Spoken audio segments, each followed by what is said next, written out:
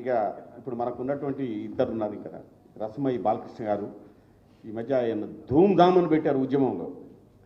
కానీ నల్లగా ఇంత కంచె పిల్లలాగా ఉండేవాడు హెంగున ఎగురుకుంటూ లక్షలాది మందిని నిలబెట్టి పెద్దసారి వచ్చేంతవరకు లక్షలాది మందిని అక్కడ అల్లల్లాడించినటువంటి రసమయ్య బాలకృష్ణ అన్న ధూమ్ధామ్, ఒక ధూమ్ధామ్ సభ జరుగుతుంటే పోయినాం 10 సంవత్సరాల సందర్భంగా ఢిల్లీ యూనివర్సిటీలో. ఎవరు కాశీం అంటుంది, కాశీం అన్నే అంటుంది ధూమ్ అంటే ఏమిటి, ధామ్ అంటే ఏమిటి, దీని మీద పిహెచ్డీ చేయాలని చెప్పేసి అన్నాడు కాశీం. అంటే ఆ రోజు కూడా దేశపతి గారే ప్రిసైడు, మళ్ళీ చివరికి పిలిచారు నన్ను. పిలిస్తే అప్పటికేమో పక్కనే కేసీఆర్ సార్ వస్తారు. లేదన్నా పక్కన ఇందిరా పార్కులో కేసీఆర్ సార్ వస్తారు. అక్కడి నుంచి ఇందిరా ప్రియదర్శన నుంచి బయటికి రావాలి. 6 గంటలకు సభ, లాస్ట్ మినిట్. అప్పుడు ఇక ఏం చేయాలా, ఎంకన్నా ఎప్పుడు చెప్తుండు, లోకమందున దుముదాములు ఎగిసిపడును రామరామ అనని వారలు రాలిపోదురు కాలిపోదురు చెప్పలేదంటనకపోయారని 200 సంవత్సరాల క్రితమే పోతులూరి వీరబ్రహ్మం చెప్పారు. 400 సంవత్సరాల క్రితం ఈ కంచెపిల్ల లాంటి ఓ పిల్లగాడు వస్తాడు, తెలంగాణ అస్తిత్వ ఉద్యమంలో దూకుతాడు అన్నటువంటి విషయాన్ని ధూమ్ధామ్ చెప్పాడు. ఇప్పుడు ధూమ్ధామ్ చేయండి క్లుప్తంగా. ధన్యవాదాలు అన్న. ఎక్కువ చెప్పి నన్ను నేను మర్చిపోయేటట్టు చేసిండు. ఈ కవుల మధ్యన ఇదొక ప్రాబ్లం ఉంటుంది మనకు. ఈనాటి కార్యక్రమానికి అధ్యక్షత వహించినటువంటి నాకు ఇష్టమైన అన్న జూలూరు అన్న. ఎప్పుడు ఎంకన్నా పాట పాడేది జూలూరు బజార్ అంతా, జూలూరు అనగానే యాదికి వచ్చేది జూలూరు బజార్ అంతా జిల్లేలమ్మ జిట్ట వాళ్ళు జిల్ల పురుగులు అయి పుట్టారు. ఈయన పేరును తలుసుకున్నప్పుడల్లా ఆ దోపిడీ యాదికి వచ్చేది. ఆ దోపిడీ మీద ఇది కొంచెం బార్డర్ కేసు ఉన్నది నాకు తెలుసు. అయితే ఇలాకి వచ్చినాక చాలా చేంజ్ అయ్యాడు. అన్నకు జూలూరు గౌరీ అన్నకు, మరి పెద్దలు కేటీఆర్ అన్న గారికి, జగదీష్ అన్న గారికి, అలాగే దేశపతి గారికి, సహచరుడు వెంకన్న గారికి, గౌరవనీయులైనటువంటి కవి మిత్రులకు, వేదిక మీద ఉన్నటువంటి పెద్దలకు, పాత్రికేయ మిత్రులకు, సహచరులకు, ఉద్యమకారులందరూ కూడా పేరు పేరున దండాలు. నాకు మాట్లాడే అవకాశం ఇంకొకటి ఇచ్చిండు కేటీఆర్ అన్న. 7వ తారీఖు రోజున మనము నమ్మినాన పోస్తే ఒక షార్ట్ ఫిలిం రిలీజ్ అయిపోతున్నాం. మనం ఒక 2 కొత్త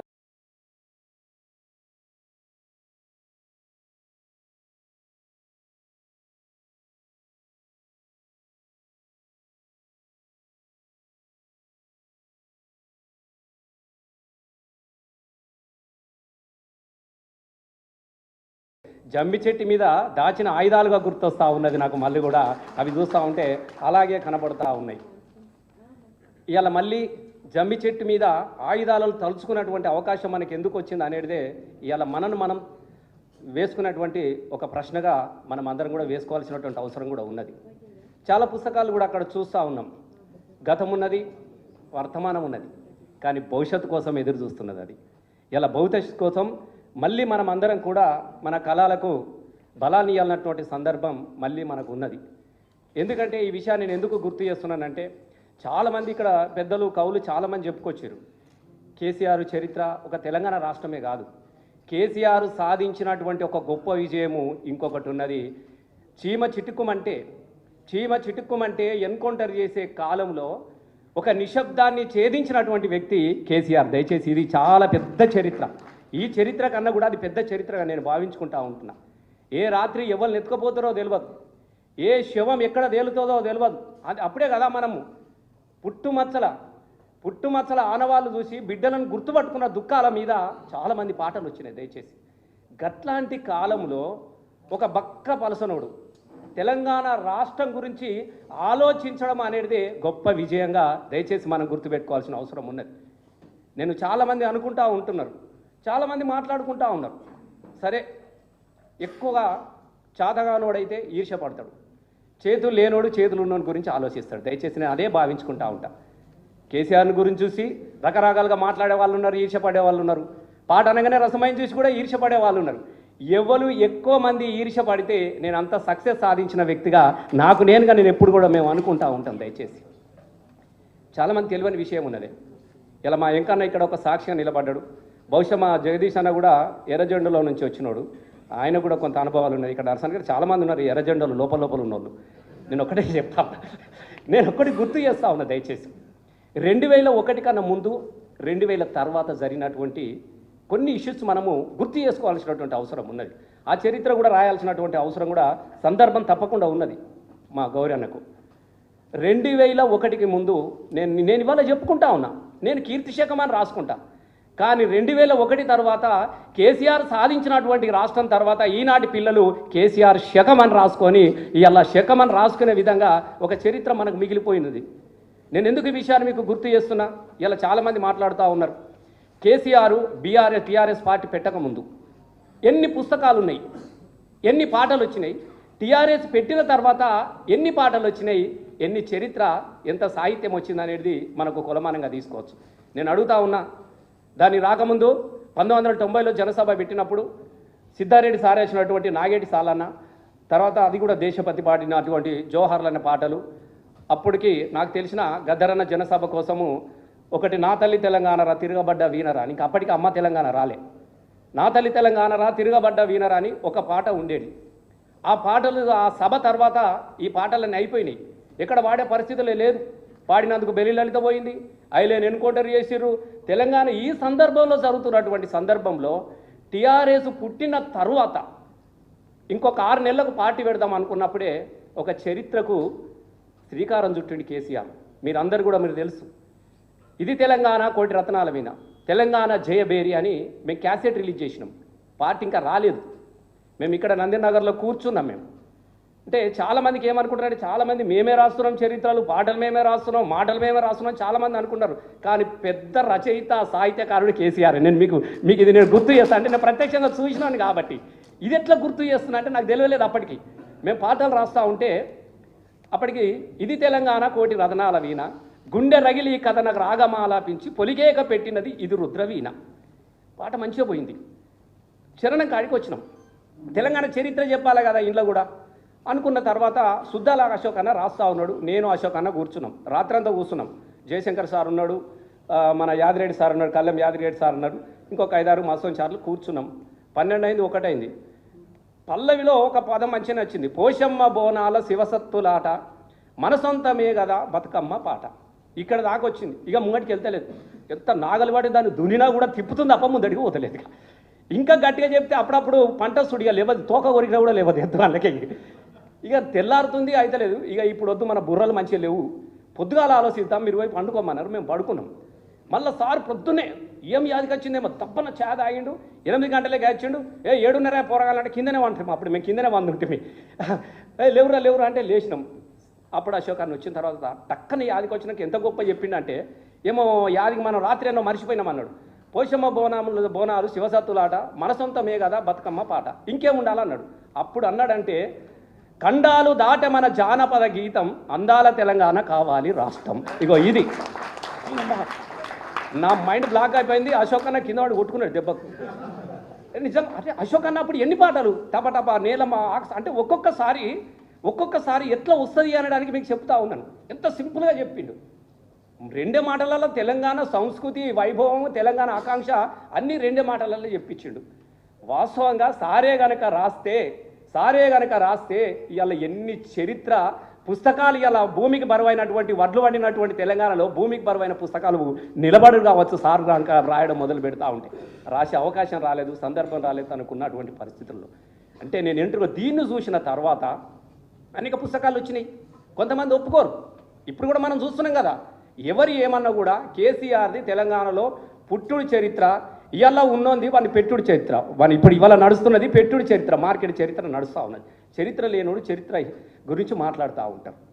నేను దయచేసి మా పాత్రికేయ మిత్రులు కూడా నేను చెప్తా ఉన్నా, నేను అసందర్భమైనటువంటి మాటలు వచ్చినప్పుడు దయచేసి మీరు కూడా ఆలోచించాల్సిన అవసరం. మీరంతా వేరు కాదు. మేము తెలంగాణ ధూమ్ధామ్ చేస్తున్నప్పుడు మీరందరూ కూడా, కొంతమంది మీసాలు కూడా రాలేదు, పిల్లగాళ్ళు కొత్తగా ఫ్రెష్ వచ్చారు ఇట్లా తెలంగాణ ఉద్యమంలోకి. అంటే అప్పుడు అట్లా కాబట్టి ఓపికగా ఉన్నవాళ్ళు ఉన్నారు. వాళ్ళని చూస్తూ ఉంటే నిజంగా ఇప్పుడు బాధ అనిపిస్తుంది. చాలామంది ఉన్నవాళ్ళు ఉన్నారు. మీరంతా కళ్ళం కూడా చూసిన చరిత్ర ఇది. ఈ చరిత్ర నిలబెట్టుకోవాల్సినటువంటి అవసరం కూడా మనకు ఉన్నది. ఎందుకనంటే ఈ చరిత్రలో లేకుండా చేసే కుట్ర జరిగినప్పుడు ఇది లేకపోతే మీరు కూడా లేరు. దయచేసి నాకు ఒక మిత్రుడు చెప్పిండ్రు, అన్న ఆ రోజు ఎట్లున్నమే నిజాం కాలేజీలో ధూమ్ధాం జరుగుతూ ఉంటే చెట్ల కింద ఉన్నామన్నా, బజ్జీలు తిన్నామన్నా, మిరపకాయలు తిన్నామన్నా, పోలీసులు కొడితే ఇగో ఇంకో కూడా నా ఇంటికి ఇక్కడ పోయిందని చూపిస్తాడు ఒక పాత్రికేయ మిత్రుడు. ఇక్కడ దెబ్బ తగిలిందని. ఈ ఆనవాళ్ళు లేకుండా పోతాయి అన్న. ఈ ఆనవాళ్ళు ఎందుకు ఉండాలి అంటే, గతంలో నుంచి భవిష్యత్తుకి ఇవాళ మనం చెప్పుకుంటున్నామా, నేను స్వతంత్ర సమర యోధుడు నన్ను ఎట్లా చెప్పుకుంటారో, నేను తెలంగాణ సాధనలో నేను కూడా భాగస్వామిని అని చెప్పుకునే దానికోసము నువ్వు గర్వపడే విధంగా ఈ చరిత్రలన్నీ మనకు ఉండిపోతాయి. దయచేసి నేను మీకు చాలా విషయాలు అన్నలు మాట్లాడుతూ ఉంటారు, నాకు మాట్లాడే అవకాశం ఇంకోసారి ఉన్నది కాబట్టి నేను ఇంకోసారి చాలా క్లుప్తంగా కూడా నేను మాట్లాడతా. అసలు ధూమ్ధామ్ ఎవడు పెట్టిండే మామూలుగా చాలామందికి తెలియదు. ధూమ్ధామ్ అనేది ఒక రసమైన కాదు. నేను నిజంగా చెప్తా ఉన్నా, ఇలా మనమే ఉన్నాం. ఇక గిదే ముచ్చట, గిదే ప్రపంచానికి పోయే ముచ్చట. మీరు అలా కూడా పెడతారు రేపు పొద్దుగాల సంచలన వ్యాఖ్యలు చేసిన ధూమ్ధామ్ అనగానే రేపు పొద్దుగాల కూడా పెడతాను, నన్ను తిడుతూనే ఉంటాడు వీడవాడు వాడేవాడు అని, అది వేరే ముచ్చట.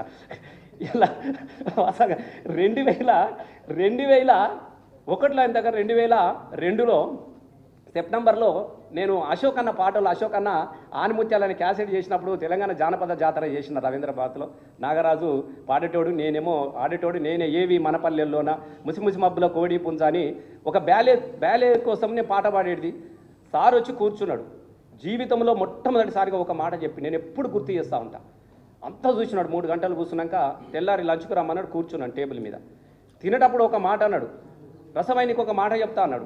ఏంది సారు అని అంటే, నా జీవితంలో నేను సిగరెట్ తాగకుండా 10 నిమిషాలు లేను, సిగరెట్ తాగకుండా 3 గంటలు నేను రవీంద్ర భారతిలో కూర్చొని అలా మీ ఆటపాటలు చూసినా లేచిపోతే ఏది కోల్పోతున్నావు అన్నటువంటి గొప్పగా ఇది కనబడ్డది. మరి దీన్ని ఇక్కడికే ఎందుకు ఆఫ్ చేయాలి, మనం దీన్ని ఇంకా ప్రజల్లోకి తీసుకుపోవాలి కదంటే ఏం చేయమంటారు సారు? ఇప్పుడైతే బయట పోయి పాడే పరిస్థితులు అంటే మనం ఉన్నాం కదనే, నేను లేనా, పెట్టేయి దీనికి, చలో ధూమ్ధామ్గా నడవాలని చెప్పిండు. ధూమ్ధామ్గా నడవాలన్నదే ధూమ్ధామ్ అయింది. మీకు అది కూడా గుర్తు చెప్తారు. ధూమ్ధామ్గా నడవాలన్నది ధూమ్ధామ్ అయింది. దాని తర్వాత కామారెడ్డి మీరు పరిశాన్ అవుతారు. 4 గంటలకు వచ్చిండు. ఎంకన్నా ఏందనుకున్నారు, సభ జరుగుతుంటే 4 గంటలకు వచ్చిండు. నేను శంకర్ 4 గంటలకు వచ్చిండు.